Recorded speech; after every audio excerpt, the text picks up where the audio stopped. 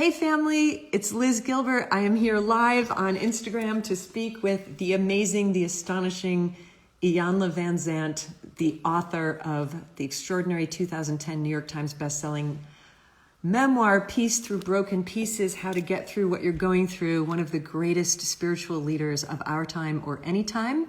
I'm about to send her an invite to join. I think we have figured out our technological difficulties. If you guys could not send me a request to join, that'll make everybody's life easier because I'm only looking for one person today, and it is Iyanla Vanzant, and I can't wait for you to hear her. So Iyanla, if you're there, I have sent you a request, and you should just be able to click on it. And yeah, trying again, everybody. Look, we do things in life as many times as we need to. I keep interrupting your meeting. Sorry, friend.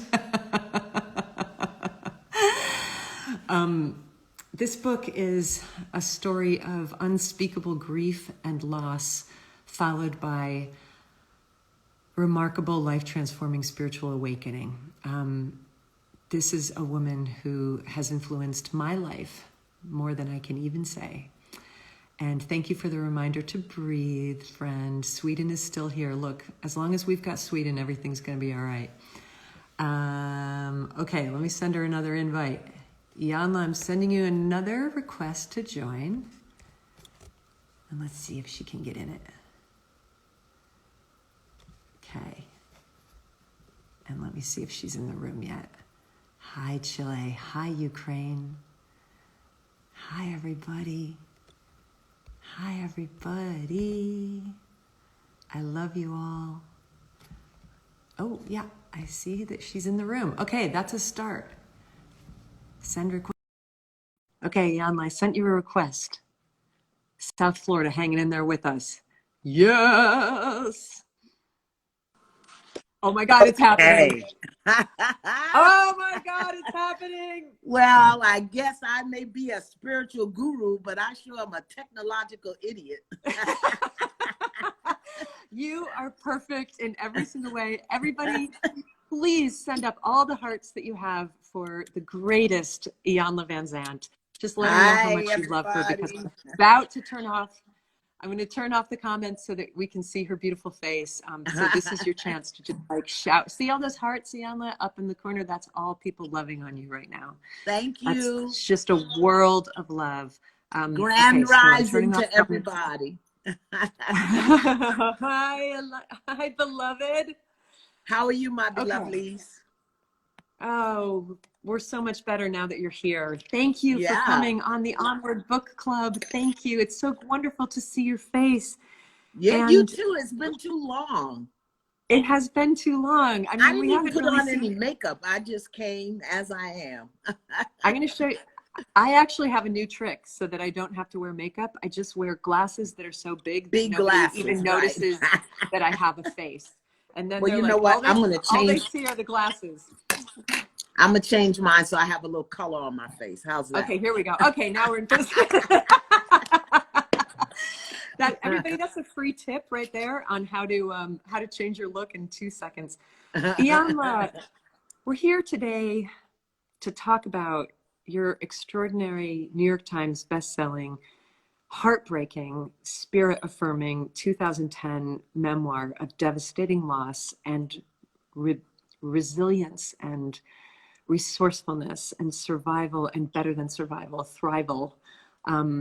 But I want to begin before we get into the book, and I have about 10 pages of questions for you about the book. Okay. But I want to tell everybody how we met, and I want to start the way that you used to start when I saw you on stage. So Iyanla and I met on Oprah Winfrey's speaking tour several years ago. Oh my God.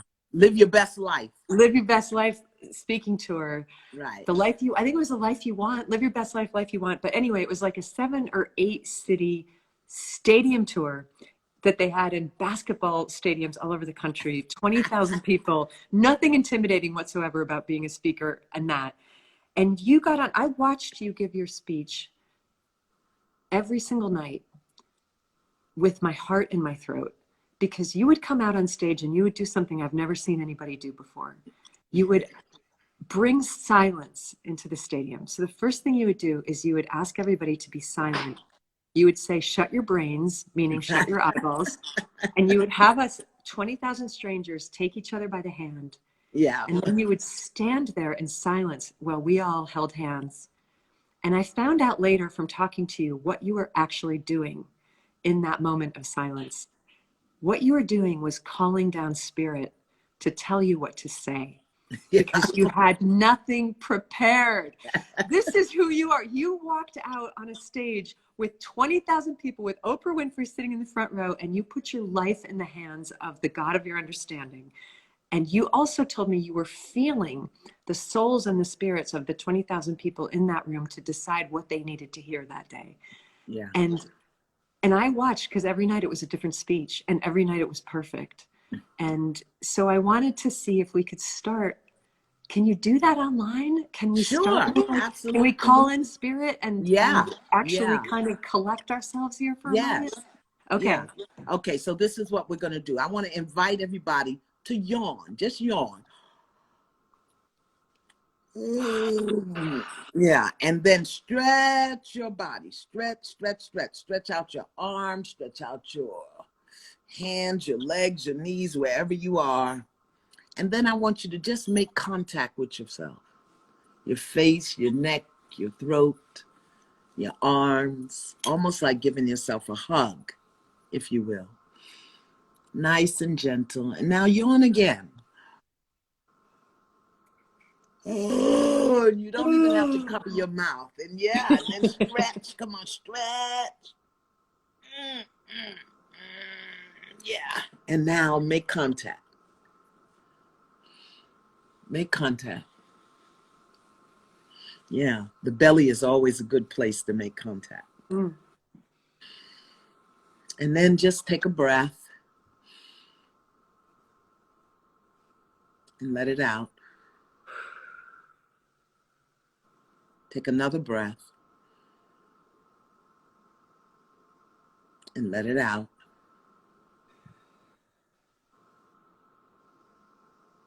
Yeah. And here we are.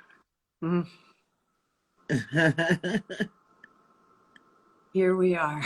Here we are. And here we go. And here we go. Okay, that did it. That actually brought me here. So thank you. And Iyanla, this book, I've read so many of your books, and so much of your work has influenced my life and my understanding of my soul's journey. I see you as a great spiritual leader and also a great writer, which I think you sometimes don't get enough credit for. A really, really great writer. And this is a book that you wrote that is so harrowing and so vulnerable and so incredibly honest about the death of your daughter at an untimely, heartbreakingly young age from a rare colon cancer, your daughter Jamia. And you begin the book with a piece of writing that is as beautiful and heartbreaking as anything I've ever read, describing in sort of minute by minute detail the last day of her life. And it ends with her death, and it's Christmas Day. And you write, I don't even know if I can read it. I don't know how you wrote it. I don't know how you wrote it, but you wrote, "My daughter Jamia was not the only one who died that morning. My family of origin died. My marriage, already in its coffin, died for good. My ministry, which had been the foundation of my relationship to God, was counted among the fatalities too. My career, my personal vision, my life's purpose as I had come to know it, came to an abrupt end. Most important of all, when my best friend, my middle child, took her last breath, my sense of self died with her. I was a woman whose dance card was suddenly filled with death and whose heart had shattered into a million pieces." Tell us about that moment in your life, and also about choosing to begin the book from that spot of absolute brokenness, where everything that you had based your life upon had been taken away. Wow. That's a lot. You know, first I want to say that as a mother, which is what I am at the core and essence of my being, you know, Iyanla means great mother. And so as a mother, when you lose a child, it changes who you are. Changes who you are at the core. It doesn't matter that you got other children. But mommy is supposed to be able to fix everything. And here I am saving the world, you know, strangers, and I can't save my child. So who I was and what I knew was in that moment just shattered. And so she died on Christmas Day. We buried her on the 30th of December.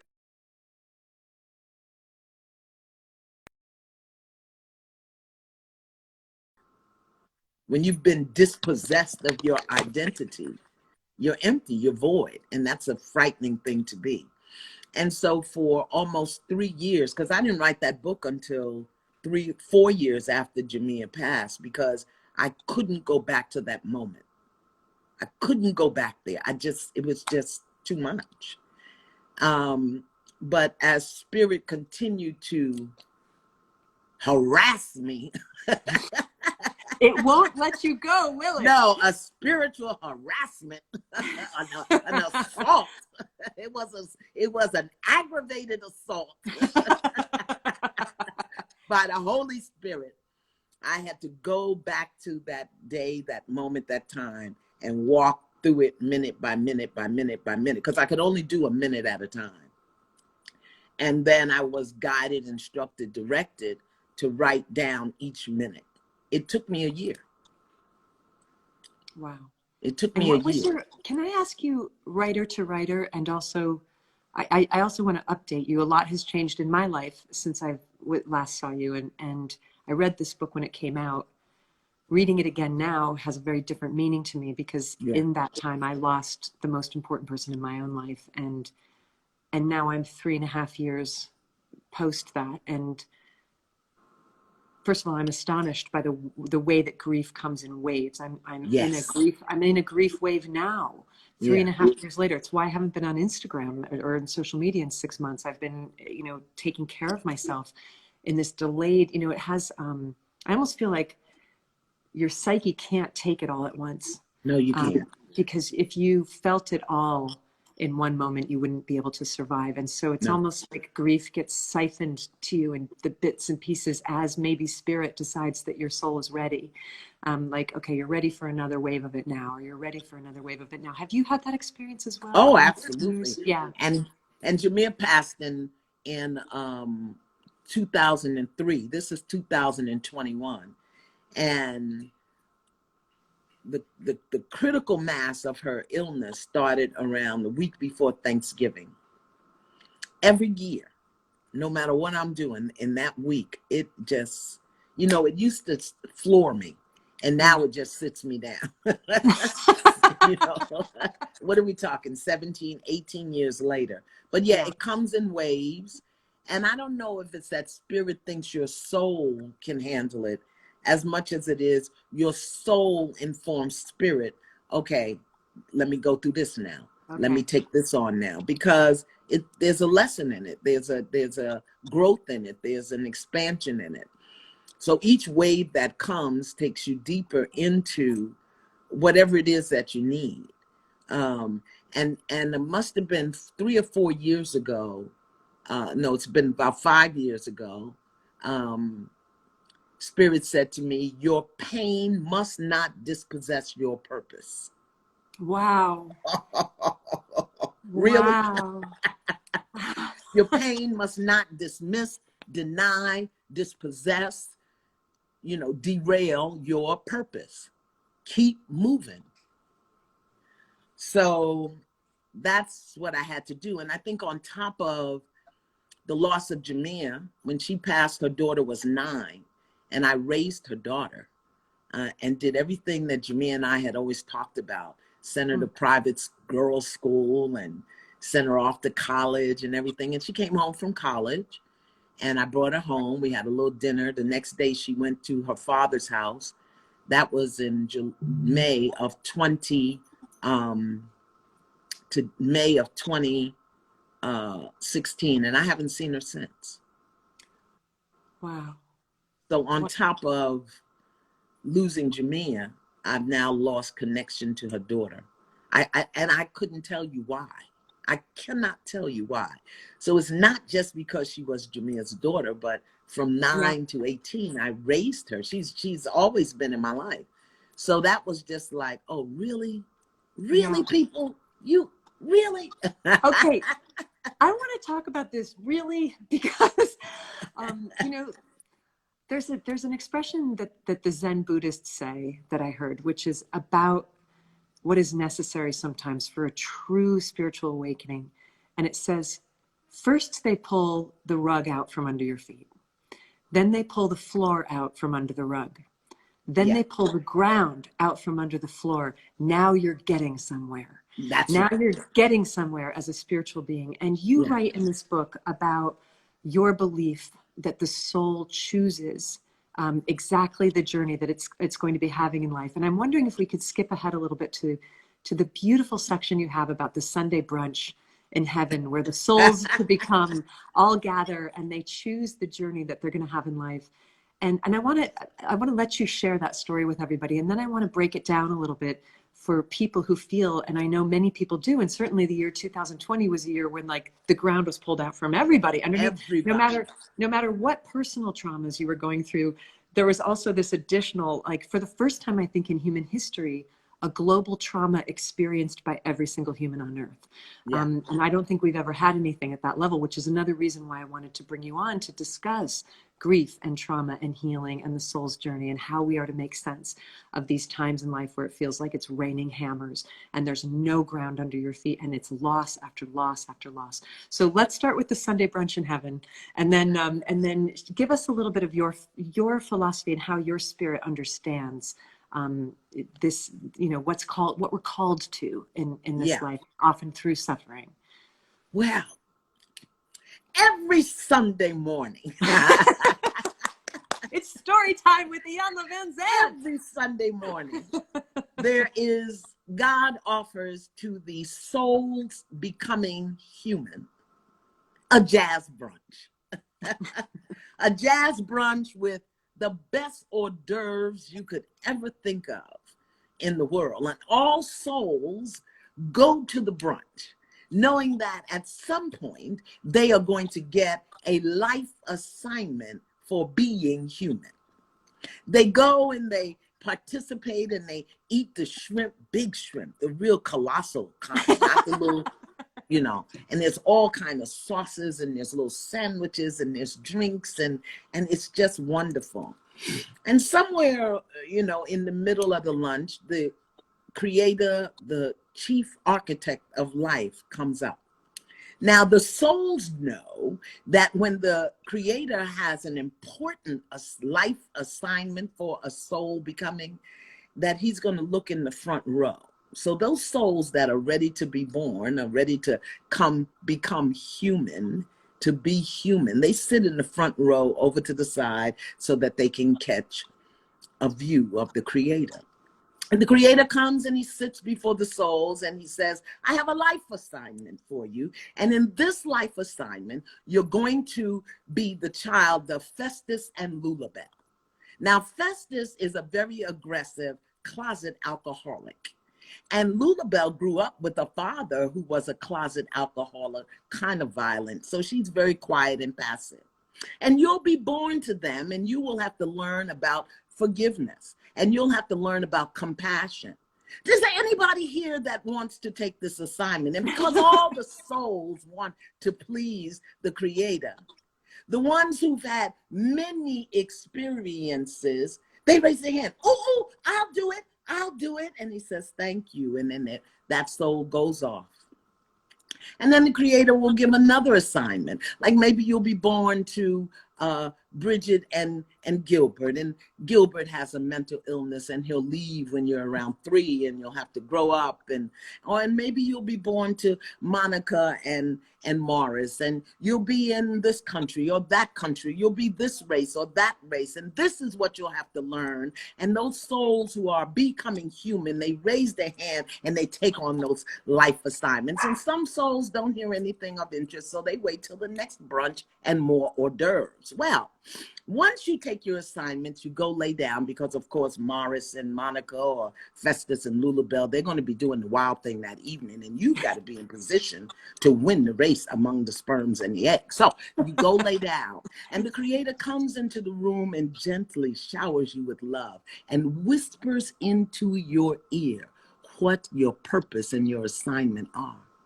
Then they get to doing the wild thing, and you beat out all the sperm and the egg, and boop, there you are. 9 months later, you're born into the world, and they snatch you out, slap you on your butt, and you forget everything. You forget the assignment. You forget the purpose. You forget who you are. You forget the Creator's instructions. And so you go through life wondering, why is my daddy a drunk? Why is my mother mentally ill? Why is my father not here? Why is my mother my father? Why is this? Because you've forgotten. As a human being who was a soul becoming, your job through every experience is to remember what the Creator whispered in your ear on that night when Festus and Lulabelle was doing the wild thing. So what I know and what I've learned and what I believe is that we all come here knowing. The soul knows. It knows. And everyone comes here with a spiritual curriculum. Yeah. Some of us are taking algebra, some are taking calculus, depending upon what your soul agreed to at that brunch.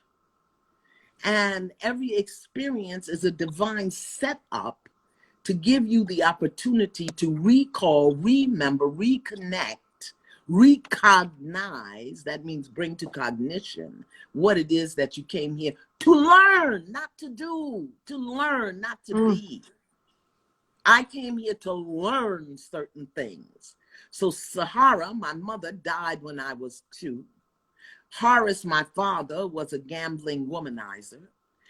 Rissy, my grandmother who raised me, was a violent, broken Native American who beat the living shit out of me every time she had an opportunity because there was nobody else around for her to take her anger out on. And I couldn't remember. I didn't realize what my lesson was, what I was here to learn. So it took a while, but I got it. My number one lesson was freedom and forgiveness. Those were my lessons. They were complicated by the fact that everybody forgot to tell me that my mother was dead. So they raised me thinking, allowing me to believe that one woman was my mother who wasn't. And I found out the truth when I was 30. So my new lesson became truth. And are these, and by my count, you were raised in 5 different homes. 5, yeah. Each with its own particular nightmare of abuse, neglect, and toxic masculinity, deep oppression, not to mention what was going on in the cultural world outside of your home. So it wasn't like you stepped out of any one of those 5 homes and you walked into a world where everything was like great and fair for for a young poor Black girl growing up in the, it was like it was just like Black Native American. Black Native American. I mean, okay. And female. Yeah. And poor. So so you took the full assignment. The hors d'oeuvres were just worth the trip, I'm telling you. I must have ate a lot of shrimp that day. And I must have drank too much of the free champagne. well, what you said, in the book, you said that at that jazz brunch, one of the things that's given to you, in addition to the assignment, are a set of guiding principles. Yes. That will take you through this journey safely. Yes. And that it sounds to me like that what you're saying is that even though childhood feels like a completely non-consensual event, I think everybody's childhood feels like a non-consensual event. You come online into consciousness in the middle of a drama that started generations before you were born. All the actors are performing their roles and you're like, wait, who am I? And children are vulnerable, but they're not powerless. Right. So they start to create strategies we all started to create strategies to survive this drama that we had all been dropped into, that to us felt like literally, what the fuck am I doing here in this Right. story? And what do I have to do to keep these people from killing me? What do I have to do to survive? What do I have to do to gain validation, attention, affection? What do I have to do to survive in this world? But it sounds to me like what you're saying is that the journey of the soul is to remember piece by piece, to reflect the title of the book. And if you're just joining us, we're talking to Iyanla Vanzant, author of Peace from Broken Pieces, to find and relearn and re-know the principles that you were given. Remember. To remember. Remember. Put yourself back together with those things. And what was the first principle that you feel like you remembered? The first principle I think that I remembered was integrity. I think it was integrity. To do the right thing even when nobody was looking. Because I did a lot of bad things. Integrity for me. Yeah. And then as I matured, I came to find out that it was the inner integrity more than the outer integrity. Yeah. Where my thinking, my feeling, my speaking, my doing were all congruent. Right. Yeah. Because in those 5 homes, I always had to earn my way. I had to be grateful that somebody took me in. So I was never authentic. Maybe authenticity was the first. No, it was integrity. Integrity took me to authenticity. Right. But authenticity was another one. Because when you don't know who you are, it's hard to be authentic. I didn't know who my mother was. Right. Give me a break. So authenticity was another thing that I had to learn. Oh, sorry. Keep going. Go ahead. Don't interrupt. I'm just trying to keep the dogs from barking. We don't mind dogs. Hi, who's this? Peace. This is Peace. What? Tell him or her that to live up to his or their name. Oh, she is the noisiest one. I'm telling you. Sometimes peace only comes to us after a lot of disturbance, Iyanla. It's right. kind of a good operative metaphor for this conversation. Yeah. You wrote, my greatest lesson was the discovery that I held the key to my freedom in the center of my being. Yes. The key was spirit. No pathology is stronger than your spirit. Yeah. I feel like if there's one sentence that I've ever read of you that encapsulates everything that you are, it is no pathology is stronger than your spirit. Yeah. And yet it takes a really long time for a person to come into spiritual being. And you write about that so beautifully in this book. It's a memoir of spiritual becoming, in addition to a story of grief. You say of your younger life, the spiritual bones of my life were ill-formed and far from solid. I loved God, but I didn't really know God. Not then, not yet. I really responded to that line because I feel too, only recently have I realized that I'm somebody who has always felt like I knew God. Not that I knew God, that I felt God. I definitely believed in God. I've always loved God, but I have never trusted God. Why would you? Never, because life is so scary and the world is so scary, and people who you love can be taken away, and everything, there's no ground beneath your feet again. So I felt that in you. I felt a similarity of this sense of a long life of loving God, praying to God, believing in God. But what does it actually take to, and I feel like I'm only just beginning at the age of 51 to actually trust. Because trusting means that I have to let go of a level of control that I have been thus far very unwilling to relinquish. Nothing has ever been taken away from me that didn't have claw marks in it. So I want to talk about how you formed those spiritual bones and what your relationship now is with not just loving spirit and feeling it, but trusting. Well, the first step was to identify the bones that were broken. Because those bones that are broken by your human family are the bones that are broken in your relationship with God. You know, my father was distant, unavailable, inaccessible, and when he was around was violent. So, because the universe doesn't recognize adjectives, Right. when I would say my father, I was saying the same thing about the father. Okay. And then for me, mother was absent. Mother was false. Mother was a lie. So when I found out that my mother was dead and that the woman who I thought was my mother really wasn't my mother, my relationship with the feminine aspect of God, that bone was broken. And I had to build that relationship. So the first step in really learning to try to know God is understanding God's nature. And that then helps you interpret your experiences differently. So for example, one of the natures of God is truth. Well, my whole life, my first 30 years was a lie. So now how do I build a relationship with truth? You know, another of God's characteristics, the qualities of God, is love. Well, my love was brutal and abusive and disjointed and dysfunctional. So now how do I repair that bone? So it took me 12 years of really just, my goal was to have God impregnate me with its being. Not what I had learned in church, not what I saw my grandmother do, not what the world said.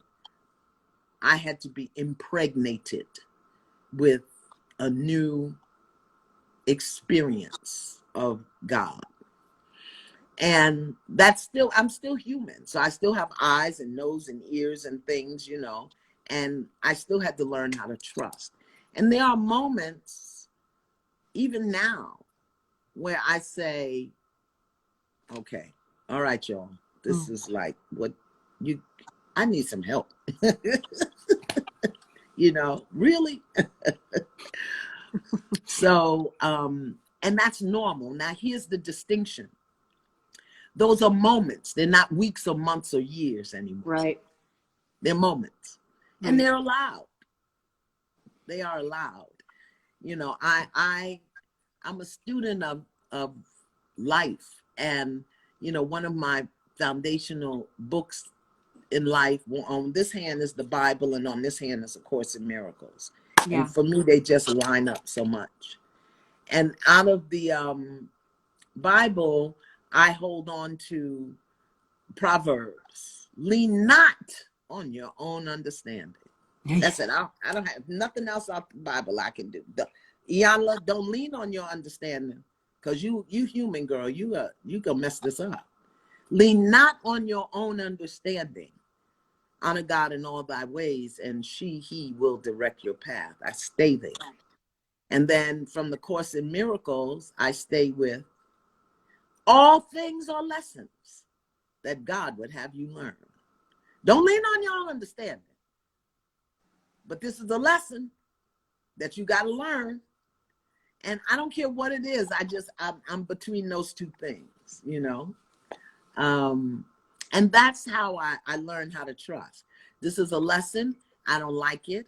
I really think you're pushing me, you know, beyond where I need to be right now, God. You know, because I'm a Black woman. I'm going to tell God how to do his job. Because, you know, he need my help. I always say it's God's, I grant that it's God's universe. I will grant that. But clearly it's my job to manage it. Yeah, right.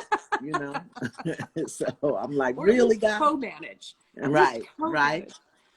You know, one thing that I also related to in the book is at the beginning of the book, you know, your life falls apart after Jamia dies. And there's a point at which you sort of say, I didn't ever think I was going to have to do this again. Right. You know, like you had come from a place of such brokenness, and then you had built this life, you had built this empire, you had become a best-selling author, you sold out stadiums, you had a TV show, you know, you had a family that was working, you know, all of this was created. And then it's like, whoop, now we're going to just like knock over the table that's got the puzzle finished on it. And you're not even gonna be able to find the pieces once this table's been knocked over. Like it's going to be a whole different puzzle when it comes back together. And I think that's one of the things that is so jarring about life in these meat suits as a soul, is that just when you sort of think you got it figured out, right? And figured out is always the dangerous word, because that's leaning on my own understanding. Yes. Right there. Yeah. And No. I really related to you saying, like, we're here again, Yeah. broken again. Wow. And to me, it just feels like, well, look, life school, Earth School is in session. You signed up for the full curriculum. And I always tell people that, my life after my second divorce, I was like, my life didn't end on the last page of Eat, Pray, Love, y'all. Right. Like, I was 34 years old when I wrote that last page of Eat, Pray, Love. I'm 51 now. There's been a lot of school between here and there, and a lot of things have happened. And the scary thing is, we'll probably continue to, and where do you find the spiritual stamina to continue to show up for school with an open heart? To continue to live in agreement with the human incarnation that you selected at the jazz brunch when everything was so great and the shrimp were so good. When the ground keeps, it's like, okay, scene, now flip it, try again, flip it, try again. That, do you feel that you can ever say that you get good at it, or is that a sort of hubris human thing to say? Well, one of the things that I notice is I take copious notes, So when stuff comes up, I say, okay, I've seen this before. How am I going to handle it this time? Right. How am I going to handle it this time? And I look at what I did last time, and I really try to work it quicker, I really try to work it quicker. I don't stay as angry as long, or as depressed as long, or as whatever, because you burn your heart out doing that. Yeah. You have to take notes, and you have to, willingness, that's a principle. You got to be willing. I don't understand this, but you've got to be willing. And the other thing that I realized, like when you were saying how I had built all of this up from so much, and it fell apart again, because I built it on a shaky foundation. My foundation was not solid. I knew what to do. I didn't know how to be. Okay. Wow. Can you break that down? Is that a little bit what you're talking about the great personal lie? Yes. That you built it on a misunderstanding which was of that what you I were. was okay, and I wasn't. For example, after my 40-year relationship, my marriage fell apart, and I was broke. I had to turn my house back over to the bank, and I didn't have any place to live, and my contract was gone. My publisher sued me for the advance that I had spent taking care of Jamia. And I'm like, holy, jumping Jesus, what in the world is this? But when I sat down and didn't lean on my own understanding of this is happening to me, and I got clear about this is happening through me, what am I cleaning up? I realized that I stayed in that relationship because it was familiar. I was done with that relationship a long time. But to maintain appearances, I stayed in it. I was out of integrity. I wasn't being authentic. When I realized that this beautiful, beautiful house that I bought and lived in, that I thought I loved, wasn't really about me creating a home for myself. It was about me having the trappings of being successful. And so when they took it away, I was like, okay, who are you without this house? Okay. And then when I ended up with nowhere to live, and I'm driving around in my car that Jamia gave me with all my belongings in black plastic bags, in that moment I said, I will trust in you always. God, I will trust in you. And that day, somebody called me and said, here's a house. I went and got it. I didn't have the money. The next day, somebody I didn't know called my office and said, I want to pay a tithe to Iyanla, but I want it to be anonymous. And they sent a check for the exact amount that I needed to get into the house.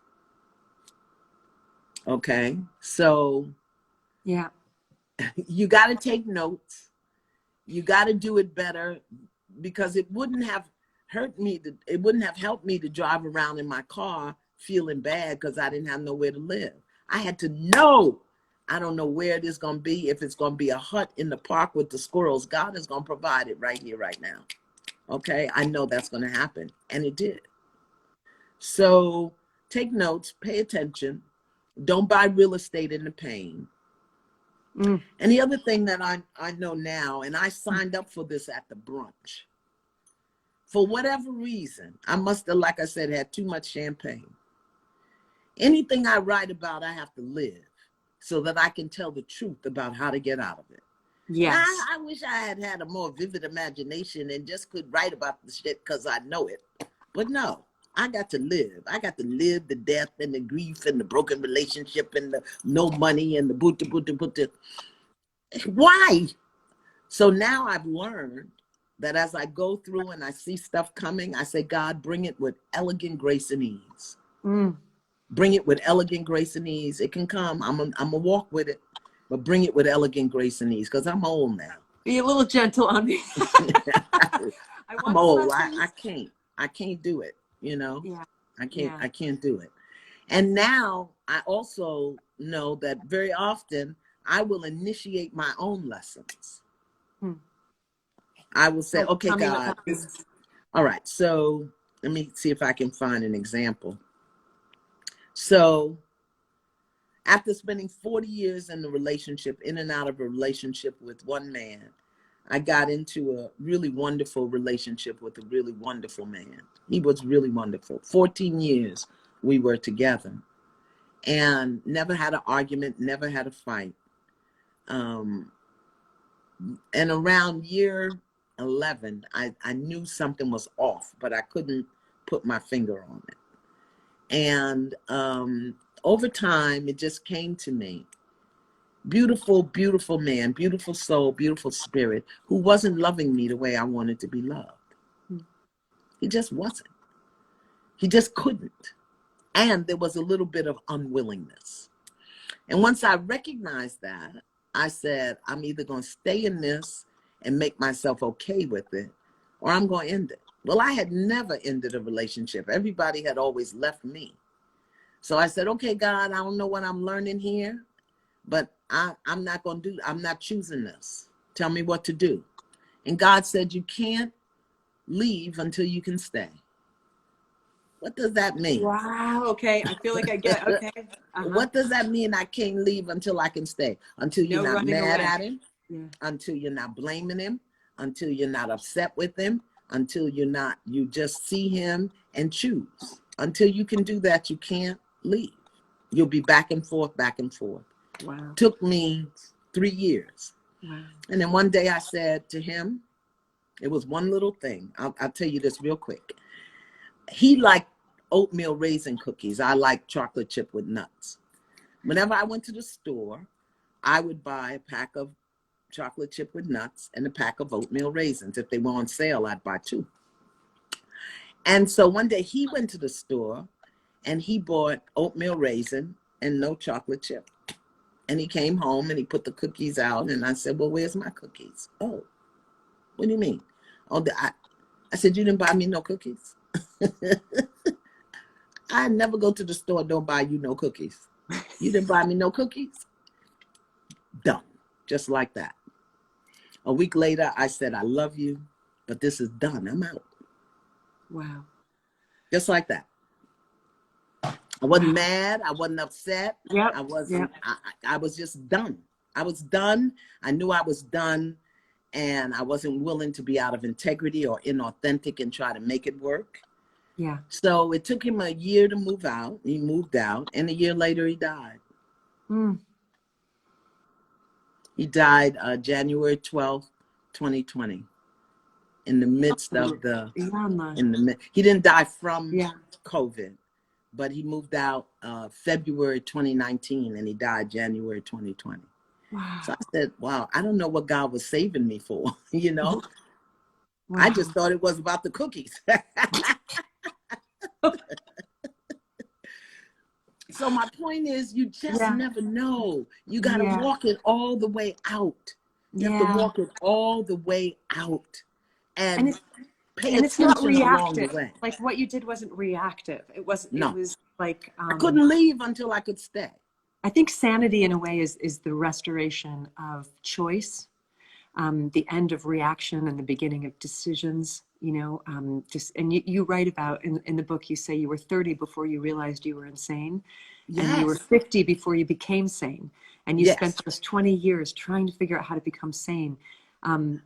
I get that as well. I get that absolutely as well. It takes a really long time Yeah. because there's so much to unlearn, and I think that so much of, there's a lot of learning, but there's also a lot of unlearning, a lot of deconstructing of the messaging.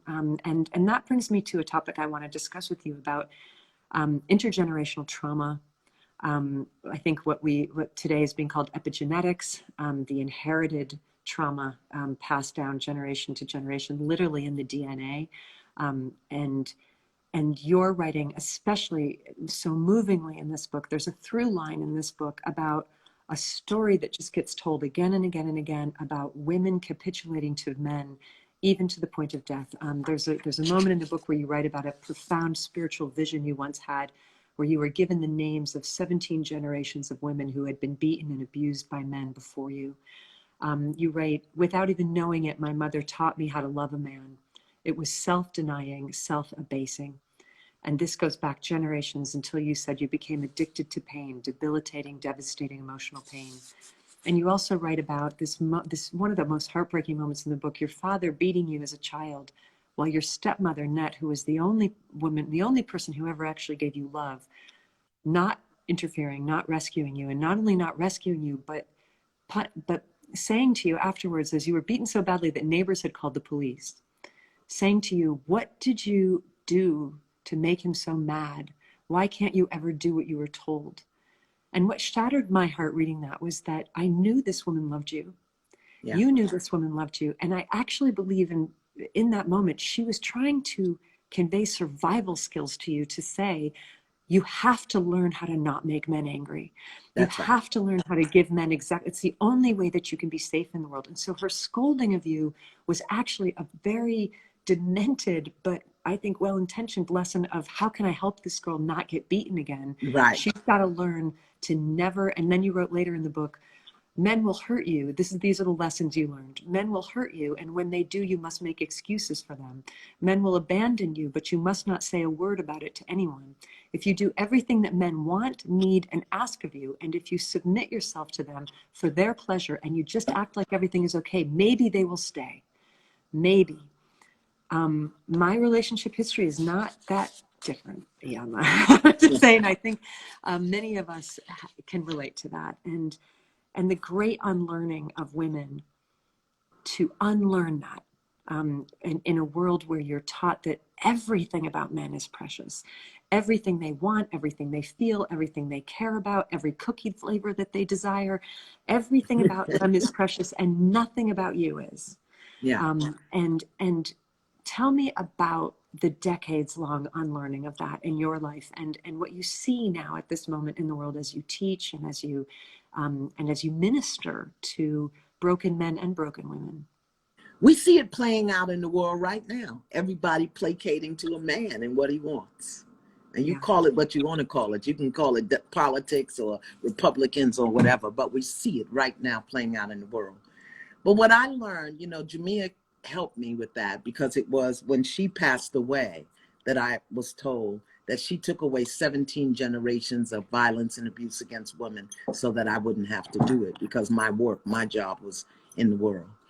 And what I have learned, and I recently did a class on releasing sexual abuse trauma, but it was really all trauma. It's not even so much what happened as it is the energy of what happened. I carried a pathology of 17 generations, and it was an energy. And the physical experiences and learnings were one thing, but I couldn't get through them until I could release the energy of it. The energy is what motivated me, because when I felt that twitch in my body of he's going to be mad, or I need to do this, or I couldn't do that, or I don't say nothing about the cookies, when I felt that energy, I would go to the addictive or the habitual behavior. But once I cleared up that energy, once I released that energy, I grew lady balls. You got to have lady balls. I grew lady balls and they grew hair, you know. And I just would grab up my lady balls, you know, grab them up in my hand, and I'm doing this. Because if you ain't got no lady balls, you're going to continue to be subjected and victimized by the energy. Yeah. And a lot of us don't know we need energy. We need lady balls, and it's an energy. You're never going to grow testicles, but you can grow some lady balls. And it's about clearing the energy. I cleared the energy with prayer. I cleared the energy with a clear intention. I would rub crystals on my head and stand naked in the shower. Because I'm a spiritual technician, so any technology. But once the energy was gone, Liz, once the energy was gone, things just got so clear to me. I was like, oh shit. Oh, I'm sorry. I mean, oh boo. Oh, wow. No, this is my IG. You can say whatever you want. Look, you just said you have hairy lady balls. I don't think anybody's going to clutch their pearls if you say shit. No. Yeah, I got big hairy lady balls, and they do not fit in a thong.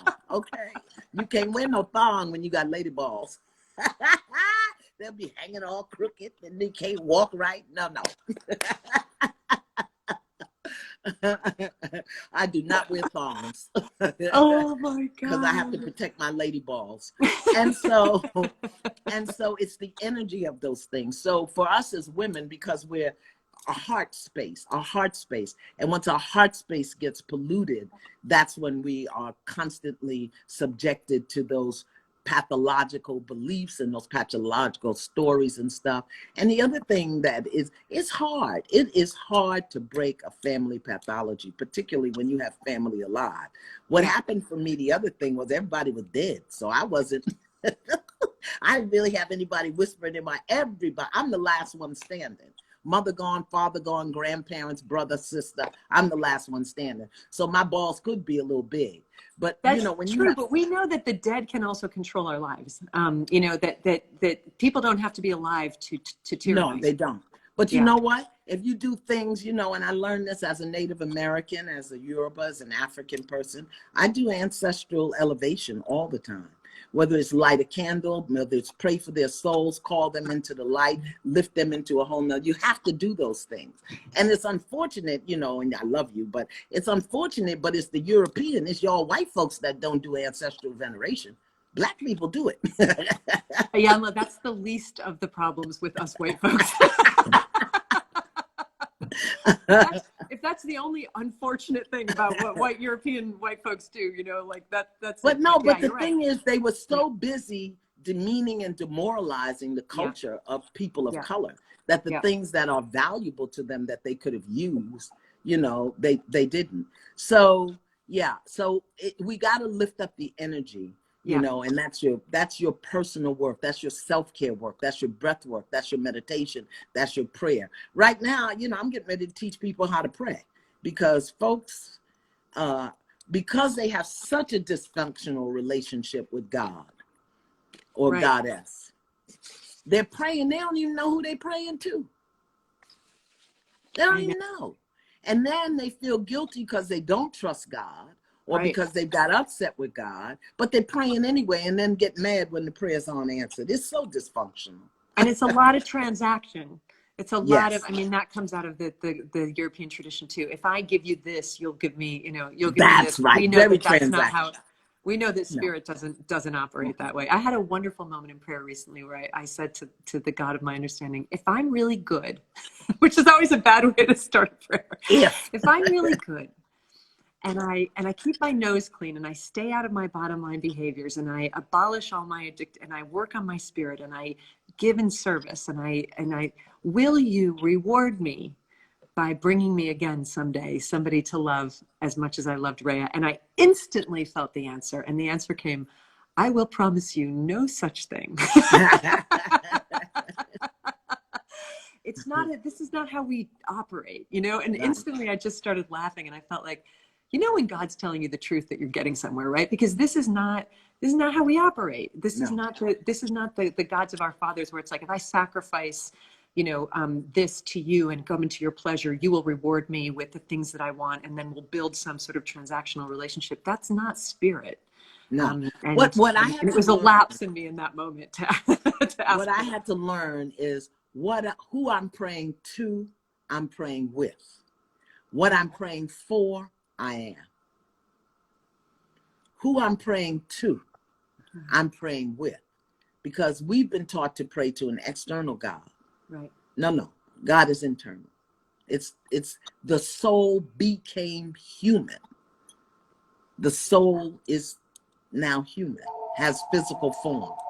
So who I'm praying to, I'm praying with, and what I'm praying for, I am. Because if I'm not it, I wouldn't even know how to ask for it. I wouldn't know what it is. So I with that understanding, I also end all prayers in this way. I ask, because my word shall not return to me void. I allow, lean not on my own understanding, and let God do it. God becomes. And so it is. I ask, I allow, God becomes, and so it is. Not so it may be, I might be, could be, should be. It is now. My job is to know that, to live that, to hold that, and to pay attention so that when it shows up, I'll recognize it.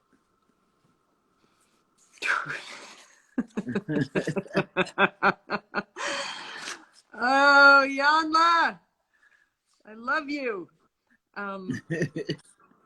Let's go back to racism. I want to talk about racism in the media, especially, when you were coming up. I found it fascinating from a structural point of view, writer to writer, that, right dead center. It's almost, I think it's on page 151, and it's right exactly in the middle of this book, almost on the exact page of the middle of this journey. And by the way, if you're just joining us, we are discussing Piece from Broken Pieces with the great, luminous gift of God, who is Iyanla Vanzant. You talk about the television deal that you got with Buena Vista Productions, and particularly the toxic relationship with a white male producer named Bob Geddes.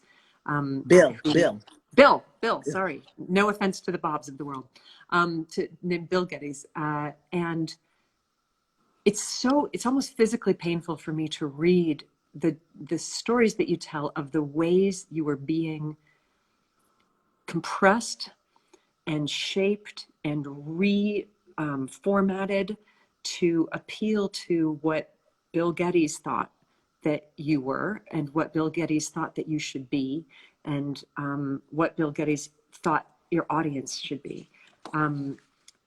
Even to the point that he was hiring white actors to sit in your audience so that it would look more diverse, and he was controlling the clothes that women were wearing in your audience. If they were wearing bright African clothes, he didn't want that because it looked too black.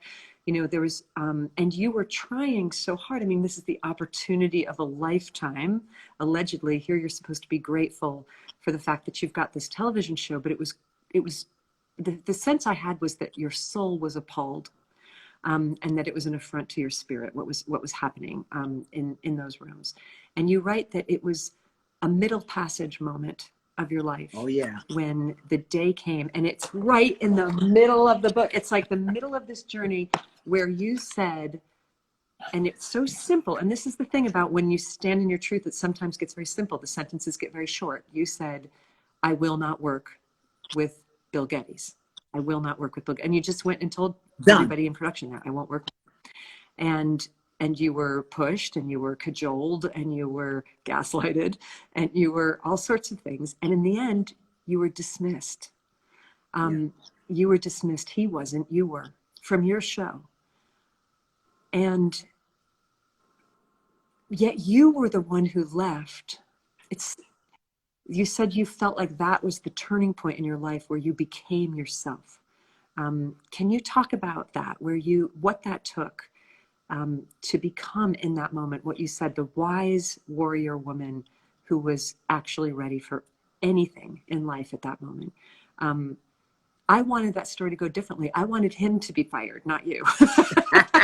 I wanted a whole new team of women of color to come in and produce this show for you according to, Or just women. Yeah. But tell me about that, standing in your truth against that person who you said had come and you realized you'd recreated this toxic relationship where he represented every abusive man in history and in the history of your family, and the staff who you were trying to protect represented every neglected and abused woman in history and in the history of the program. So anyway, the middle passage moment, tell people who might not know what that means, what that term even means and what that means to you. Well, in the middle passage is the ocean journey that the Africans took when they were captured in their land and brought to the Americas. And they were laying in the bottom of a ship, chained.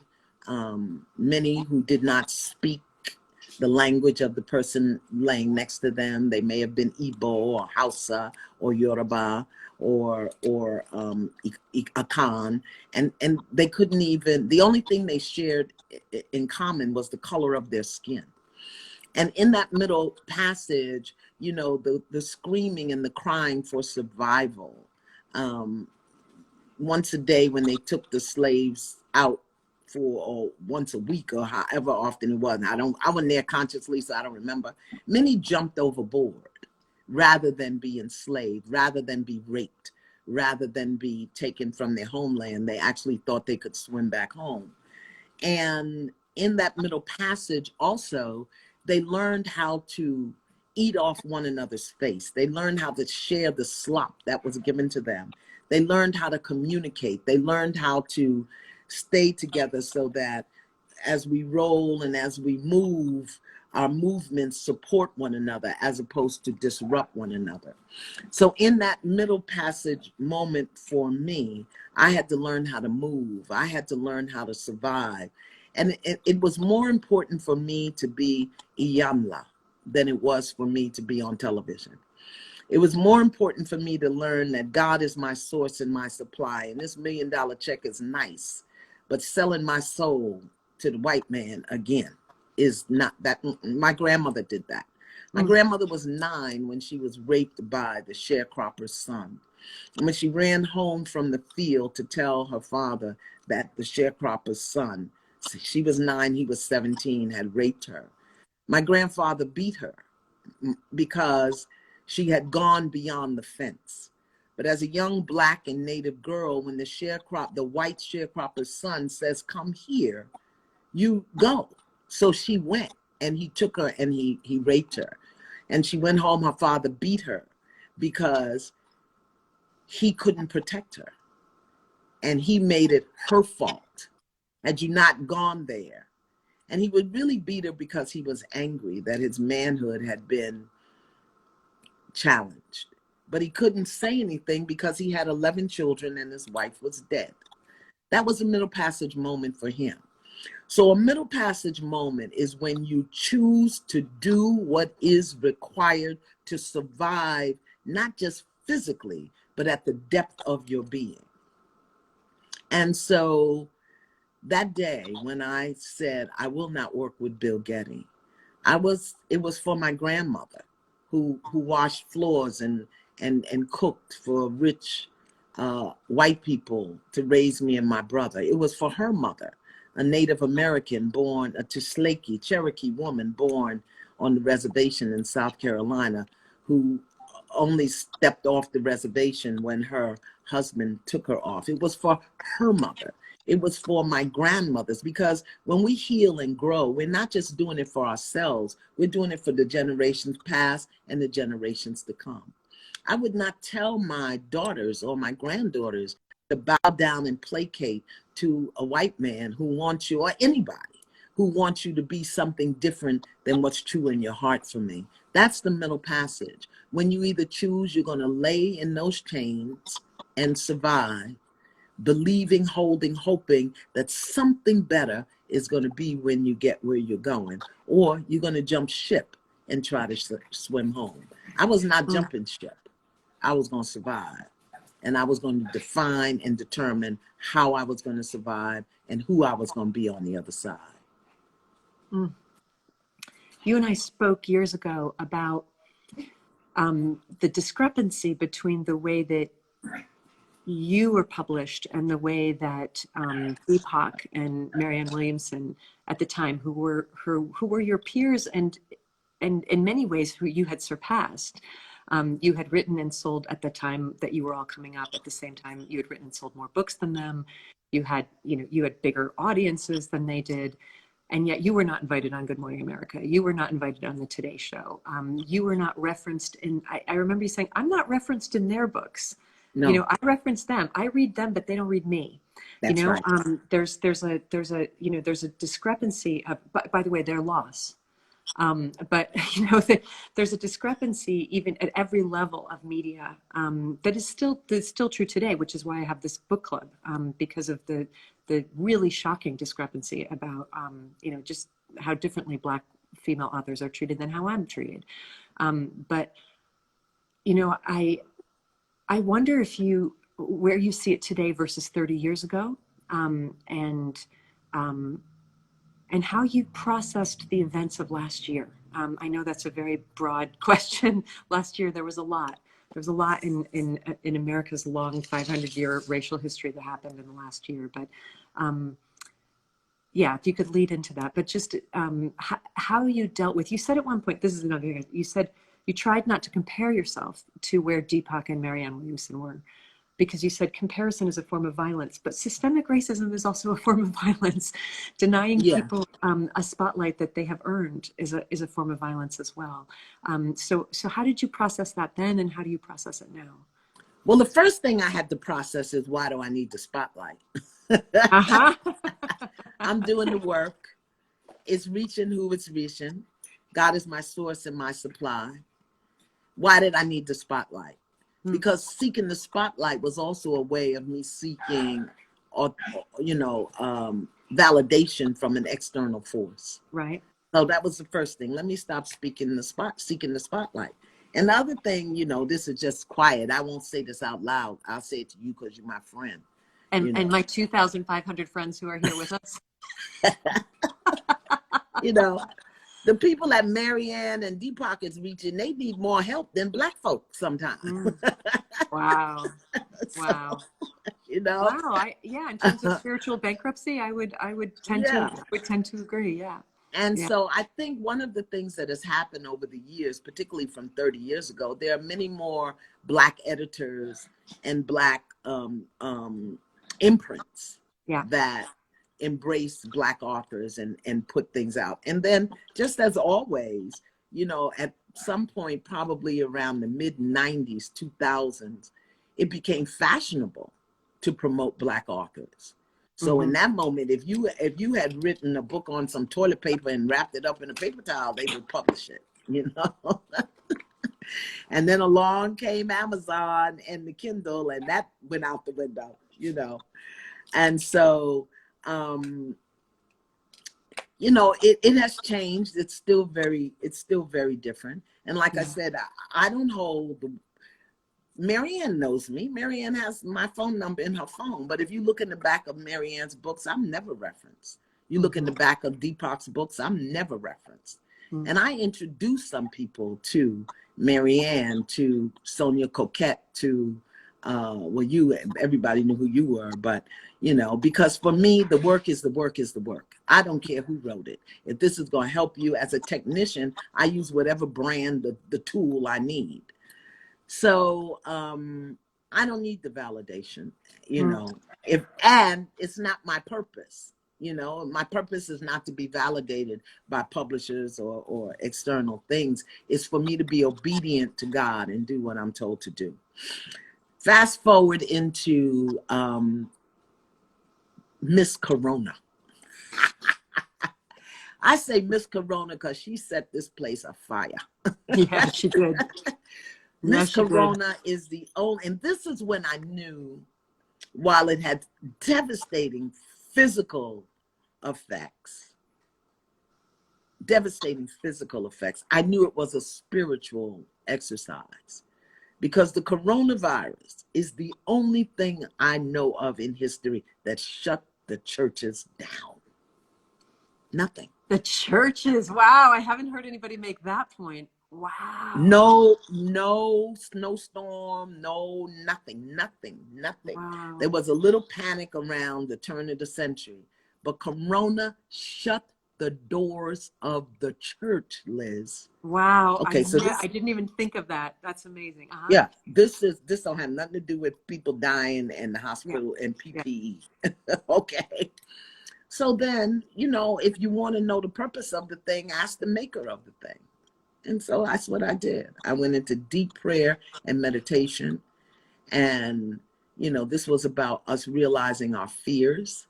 This was about us really investigating and looking at our attachment, our relationships. Yeah. This was about Mother Nature, the feminine energy coming alive and saying, y'all got to do this different. You have to do this different. Now, a lot of people lost their physical life during the coronavirus. And the human tendency is to think that's wrong, that's bad. But if you go back to the brunch, at that brunch, when your purpose is whispered in your ear, so is your expiration date. Because every contract has an expiration date. And that expiration date isn't made up in the middle of the contract. The expiration date is made at the beginning of the contract. So while it looked like Corona took all of these people out, that was their expiration date. And whether they had Corona or cancer or diabetes or got shot or stabbed or whatever, it simply means on your expiration date, you will exhale and not inhale. I just found it so interesting that it was lungs and breathing that was challenged. You exhale, you don't inhale. I don't care how you get there. You can be shot or stabbed. It could be cancer, diabetes. It could be, you know, suicide. You exhale and you don't inhale on your expiration date. Period. That's it. But, you know, human beings, oh, it's horrible because we love to be victims. We love to be victims. And we never think about how there's a grander mind and a grander scheme of things. And so it was difficult. But all of the people who left here and sacrificed so that those of us who are here would learn. Unfortunately, we ain't learned much because we acting a pure D fool. we also love not learning. Right.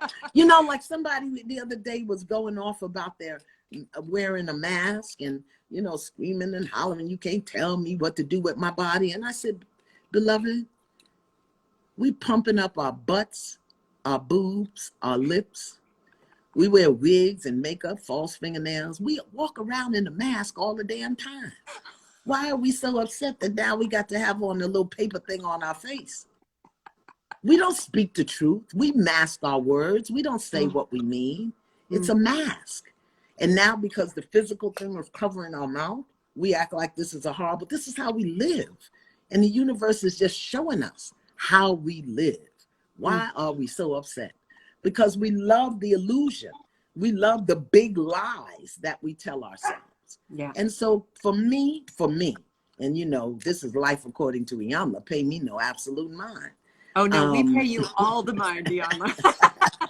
It's, you know, the universe is showing us who we are. We think it's one white man trying to get in the White House. No, that's you. You lie, you bully, you do it. You do it to yourself, you do it to others, you do it to your kids, you do it to your partner. You insist on having your way, even when your way is destructive and dysfunctional. You bribe people into doing your dirty work. You bully them into keeping you up in your lies. He's showing us who we are, and we're looking at him. Look at you. I got that the day he was elected. The day this person came into office, I said, ooh, how do I do that? Look at me. I can't worry about us. How I do that. How do I do what he does? And I could see it.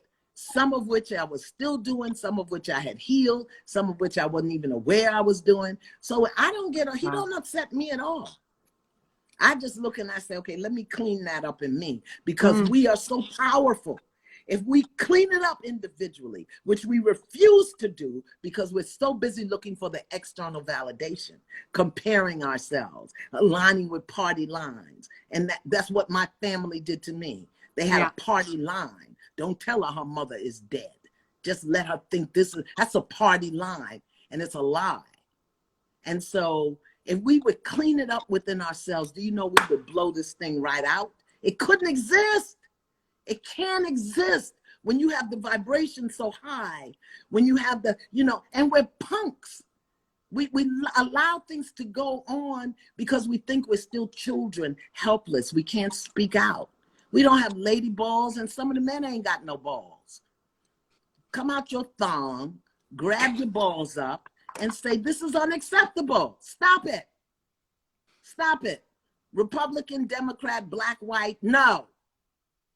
But you know when I knew we were going straight to hell? Because this is hell right here, watching what's going on.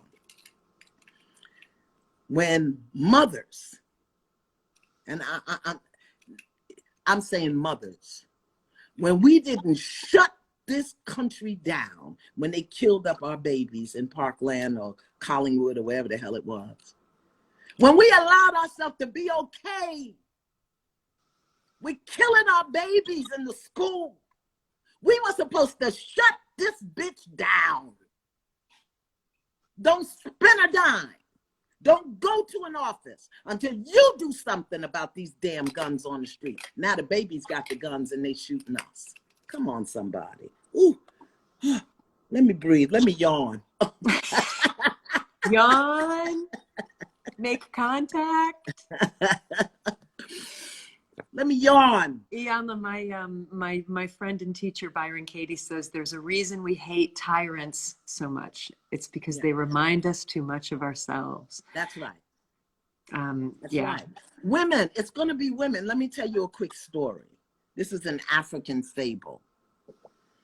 There was a king who inherited the throne. He didn't earn it. He inherited it.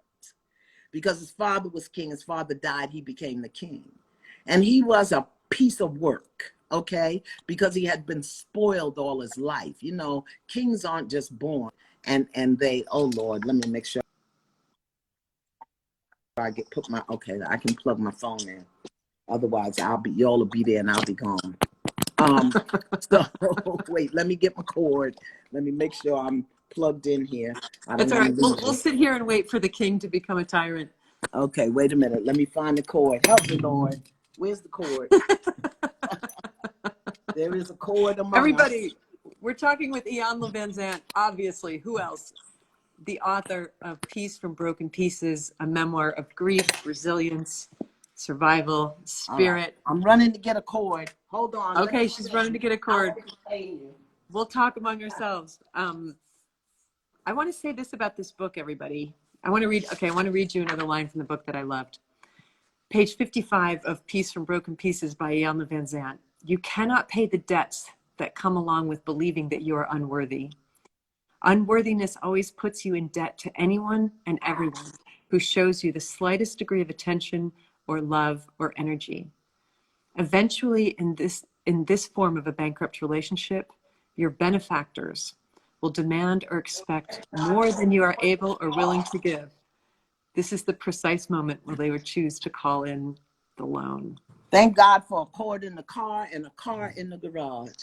And I was just giving a public reading of your book, Iyanla. Okay, I'm actually going to do the audiobook.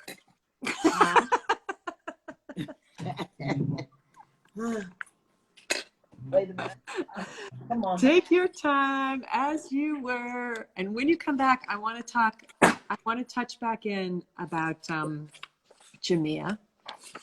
All right, I got to tell you about the forgiveness. king. Oh yeah, go the king. Okay. Go on with the king. I just want to. Okay. Woo. All right. That was She's back, ladies and gentlemen. Thank God for now where are my glasses? Okay. I had to turn the light off, so I may look a little darker, but I'm still black. So anywho. You're perfect. Radiant and gorgeous, as always. He inherited the throne. He didn't earn it.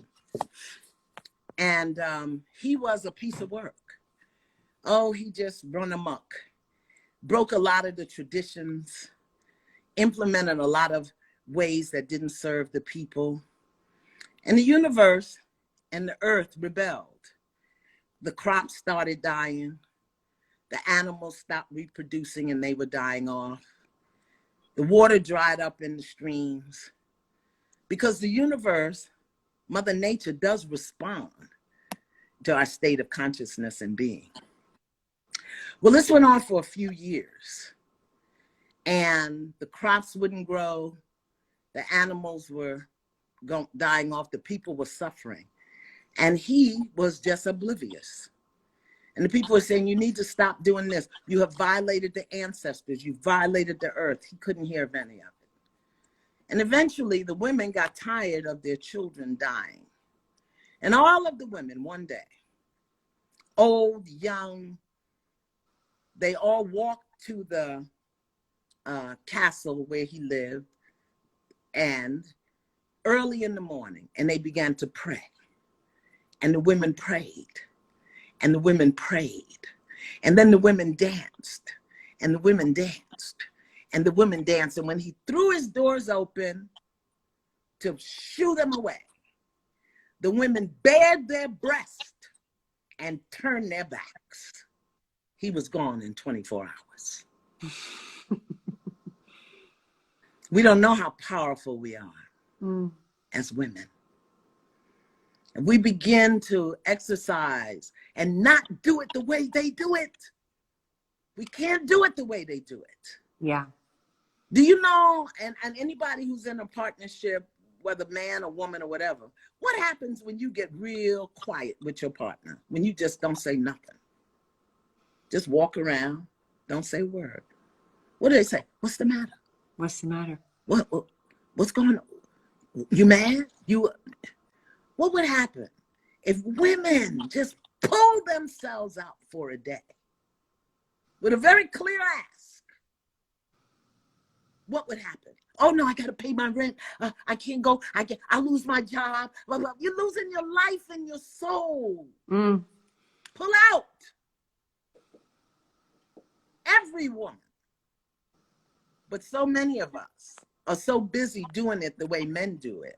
We would never do that. One of the things I loved most is the conversation that you and Oprah had live in a moment of reconciliation. Talk about doing things the way men don't do it. Yeah. You know, two incredibly powerful women, two incredibly powerful Black women meeting in a public forum, almost like in, you know, within the village circle, to air their misunderstanding, to share their grievance. And I remember it at the time, and I remember thinking, this is an astonishing thing that I'm witnessing right now, because no man would ever do this, and I remember seeing, of course, there's a lot of, like, everyone had an opinion about it because everybody has opinions. And there were people who felt like it was, you know, an airing of dirty laundry. They hate to see that happening, or they felt that you had been forced to come and crawl to her to apologize. No, this was two women sitting together, and you said, there's nothing that can't be healed through open conversation. That's right. And you brought, with a lot of humility, you said, look, I didn't understand how this world worked. This is all in reference to, she was possibly offering you a TV show, but maybe later, and then somebody else came and there was misunderstanding and you went with them. And I loved watching two women in public do their learning in public. That's what I want to thank you for, Iyanla, is that you, like so many people who I consider to be my teachers, are somebody who does her learning in public. And now it's very painful. But it's a gift, you know, it's a gift, because if your learning then teaches me and helps me, you know, and you've been an example of, I do my learning in public too, you know, you choose, you get to curate when you do it, how you do it, what you release into the world. But that's the vulnerability. And I remember there was a criticism I saw at the time where it said, you know, these two women are talking about a business deal. They shouldn't be talking about a business deal in this emotional way. I was like, they're women. Everything women But do. it wasn't a business deal. That's not emotion. what broke us down. It was an emotional misunderstanding. It wasn't business. It was about communication. It was about trust. It was about a lack of awareness, understanding, and compassion on both of our parts. Yeah. And I was very clear. You know, the first thing that I said to her when I walked onto that stage, I wasn't groveling. And if you knew what led up to that day, it would be another thing. But I said to her, I need to ask for your forgiveness, because her world was one thing, my world was another. She didn't understand my world, I didn't understand her world. We were both operating in a way that didn't have compassion for the other's experience. And so she said, you are forgiving and there's nothing to forgive. And once that happened, then we had the conversation, which was not the conversation we were supposed to have. The conversation we were supposed to have was about that book. It was every bit the In the conversation you were meantime, supposed to have, because what you modeled in that, and I want to take a moment to, and here I am crying again, start the conversation crying, and the conversation. I want to thank you for the work that you've put into the world on forgiveness, and that work, your work on forgiveness, the book that you published on forgiveness, the course that you offered on forgiveness, was a soul-changing experience for me. Nobody had ever taught me. I'd always wanted to forgive, but nobody had ever taught me how, that it's an art form, that it's a spiritual technology. And you sort of, you don't know that you did this for me, but you held my hand through some very painful things that I needed to forgive. And I saw your mastery of forgiveness again in this book, which we're discussing, Peace from Broken Pieces by Iyanla Vanzant. The prayer of forgiveness that you offer at the end of this book to God and to Jamia, to forgive you for the failings, I can't even say the words because it's so painful, what you perceive to be your failings as a mother. The courage that you took to reveal in this book the anger that your daughter felt to you about the ways that she felt that you had not shown up for her, the arguments that you got into at the end of her life over control. I had this with Rhea too when she was dying. Who's in control of this person's body as they're dying? The control that I tried to take over this very powerful being because I was scared and I wanted to micromanage her death. And the forgiveness that I have asked to her spirit for that, and to her family, for the ways that I muscled my way in and was like, it's going to be my way because of my own terror. You continually show me what it looks like to do your best, to hurt people accidentally, to fail, and to say, I'm come to ask for your forgiveness. And it is a beautiful, graceful, elegant, and powerful thing to witness. And so just between the two of us, I just want to say thank you for that. Okay, so we won't let the other 2,400 people know. No, don't tell them, because I don't want them to know about forgiveness. This is just my thing.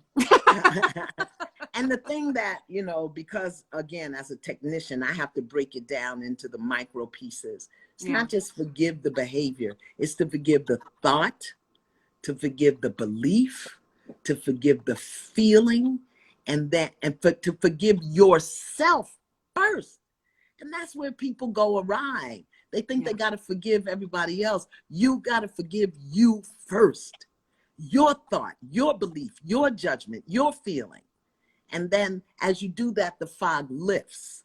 And then you can go and say, please forgive me. Please forgive me.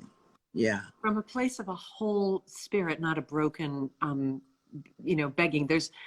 And I love that you also say you broke down for me what forgiveness is and what it isn't. And that it is not condoning bad behavior. Yes. It is a liberation from an energy force that is destroying your heart. And that is, anyway, those of you, read Iyanla's book on forgiveness, take her workshop on forgiveness. And I was going to say I want to talk to you all day, but that's not true. I actually want to talk to you all day, every day. But I do know that I have to let you get back to your life. But I want to say this too, which is that your brother and mine, Rob Bell, we all met on the Oprah tour together. We have a little expression that we've coined, which is who a person is in the green room is who they are. Yes. Because I've been around a lot of spiritual teachers and a lot of spiritual masters, and some of them I'm sorry I ever met, because who they are in the green room, how somebody talks to their assistant is who they actually are in real life. If you are a different person behind the scenes than you are in front of the scenes, then you're not somebody who has anything to teach me. I know that for a fact. And I had the pleasure of spending a lot of time with you, hanging out in your green room with your family. And I just want to say thank you for being somebody who, this is another thing, Robin, I always say, thank you for smoking what you're selling. Thank you for being who you are authentically and with integrity in every situation. I've never seen you be anything but exactly who we all know you to be in public. And I appreciate that. And I love that, because that's why your teaching works. Because Well, if you're I not told smoking you. what you're selling, you're not doing anybody any good. Well, you know, you asked me one of the principles, and it's authenticity, you know, just to be who I am, because as a Black Native American raised among Latins, who I was not okay. You know, can you imagine my grandmother passed for Black rather than to be a Native American in the 20s, 30s, 40s? It was easier for her to pass for Black. That's a problem. Okay. So, but I want you, Liz, turn the comments on, because I know people are itching to say things and they Yeah, want me let's to turn the see it. comments on. Okay, let's do it. Let's get some And comments. and so I just really want to say, particularly to us as women, this is such a powerful time we're in. This is such a powerful time we are in, and it is our time. The divine feminine is.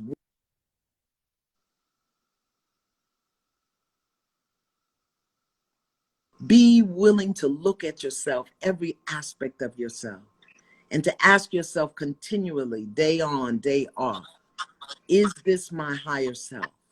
Am I being my highest authentic self?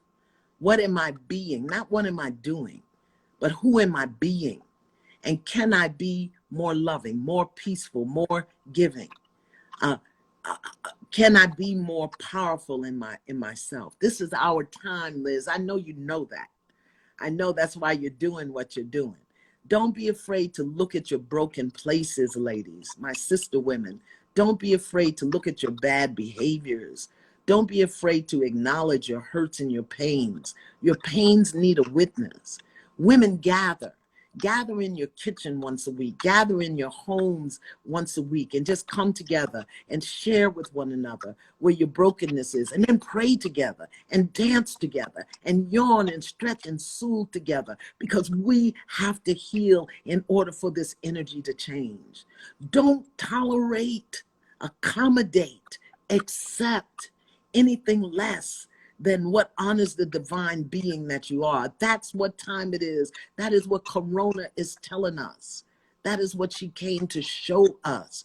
Stop accepting the lies and the less thans. It's our time, Liz. It's our time. It's my time. And I'm not going to see it because I'm old. I haven't aged, but I'm old. You know, I won't see my granddaughter stand in the place of power. And can I remind you, ladies, I know I'm talking a lot, but it's just, I'm telling you what spirit is given. There are places that we join as women, that we embrace as women, that we stand as women, that men will never stand. You see, because a woman knows what it means for another woman to lose her breast. A woman knows what it means for another woman to have a broken heart. A woman knows what it means for another woman when her child goes astray. So when a woman is in pain, we don't look at color, political party, economic resources. Women stand with and for each other in pain and in growing. And it's when we start succeeding that we take on the ways of the world. Let us stop doing it the way they do it. Let us stop being men in skirts. Let us take our lady balls out of the thongs, put on some big white bloomers, and let's be women. Let's be feminine. Let's live in our hearts. Let us honor each other the way women do it. Our medicine is different. Pray, dance, sing, embrace other women. I love this woman. I haven't seen her since Jesus was a pup in Chicago, but we text, we email, we stay in touch, right? So I don't want nothing from her but her good. She doesn't want anything from me but my good. She exposes me to her community. I expose her to mine. You understand? This is how we do it. And if you don't know how women do it, then ask. We do this. We don't do it like they do it. So let's do it the way we do it. All right, I'll shut up now. Let's do it the way we do it. You know what? The last thing I had in my, first of all, I want to thank you because you gave me an expression that I use constantly, which is for a long time, I say, since God left Chicago. I have said that. I learned that from you. I haven't seen you since God left Chicago. I say that so Right. often. People are always like, wait, when did God leave? I don't know. Who knows? I adore you. Everybody,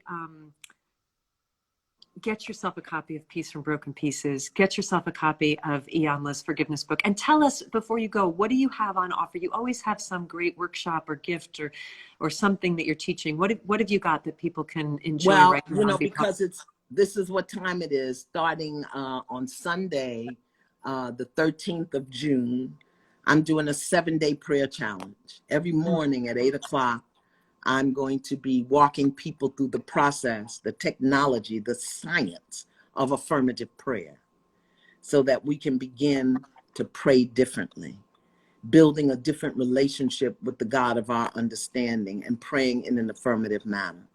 And so you can go to my Facebook page or Hay House. Hay House is sponsoring it, but I'm going to be online with you every morning at 7 o'clock.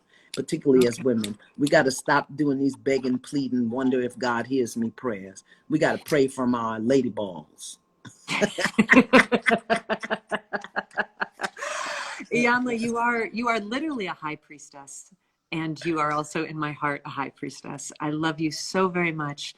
Everybody go learn how to pray from the one who does it better than anybody and who leads us all. I love you. Thank you so much for coming on. Read her books. Read her books. She's not just a great speaker. She's a brilliant writer. And I love that you came on the Onward Book Club. I can't believe that I haven't seen you as long as I've seen you. Let's do it the way we do it, everybody. That's got to be the new. That's got to be the new message. That's the new thing. Do it the way we do it. You know, not the way they taught us to. And continue to not age, Iyanla. Just you know, I think you may be around for the miracle. I love you, everybody. We love you all. Thank you so much, everybody. Bye. Bye. Now I don't